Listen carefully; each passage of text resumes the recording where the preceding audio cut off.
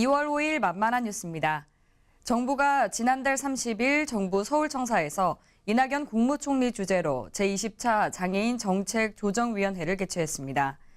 이날 위원회에서는 제5차 장애인 정책 종합계획 2019년 시행계획과 UN 장애인 권리협약 국가보고서를 심의했고 인천전략 하반기 국가행동계획과 장애 등급제 폐지 추진 방안을 보고 논의했는데요. 장애 등급제 폐지에 대해서는 오는 7월부터 장애인 활동 지원과 거주시설 등 4개 서비스에 대한 단계별 시행 추진 방안이 논의됐습니다.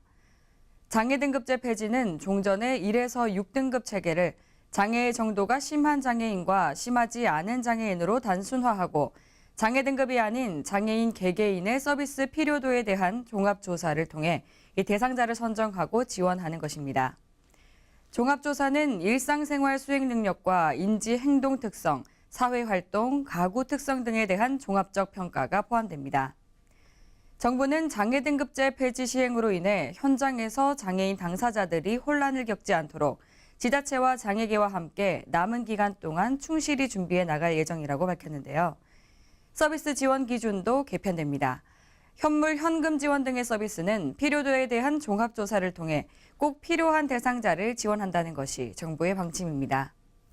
활동 지원 등 일상생활 분야 4개 서비스에 오는 7월 우선 도입하고 2020년에는 이동 지원, 2022년에는 소득 고용 지원 서비스에 단계적으로 확대합니다. 이를 위한 맞춤형 전달 체계도 구축됩니다. 읍면동에서는 생애 주기 장애 유형에 따른 서비스를 선별 상담하고 서비스 수급 희망 이력제를 통해 누락된 서비스를 발굴합니다. 독거, 중증 등 위기 가구에 대해 찾아가는 상담을 강화하는 한편 장애인 복지관 발달장애인 센터와의 동행 상담을 확대합니다. 시군구 희망복지지원단에 장애인 전문 분과를 설치하고 읍면동에서 해결이 어려운 복합적 위기 가구에 대한 사례 관리를 강화한다는 계획입니다. 다음 소식입니다. 문화체육관광부가 지난 1일부터 전국 주민센터와 문화누리카드 홈페이지에서 2019년 문화누리카드 발급을 시작했습니다. 문화누리카드는 기초생활수급자와 차상위 계층이 문화예술, 여행, 체육활동 관련 가맹점에서 이용할 수 있는 전용 카드인데요. 올해는 지원금이 개인당 연 8만 원으로 전년보다 만 원 인상됐으며 기존 카드 발급자의 경우에는 전화로도 손쉽게 지원금을 재충전할 수 있도록 개선됐습니다.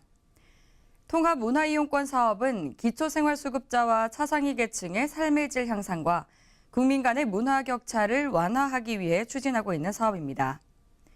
올해는 총 1,299억 원을 투입해 160만 명의 대상자들이 문화누리카드로 더욱 풍성한 문화를 누릴 수 있도록 지원합니다. 문화누리카드 발급 대상은 6세 이상의 기초생활수급자 또는 차상위 계층이며 카드 발급 기간은 오는 11월 30일까지, 카드 이용 기간은 오는 12월 31일까지입니다. 이 밖에 자세한 사항은 웰페어 뉴스 홈페이지와 장애인신문, 복지TV 뉴스를 통해 확인할 수 있습니다.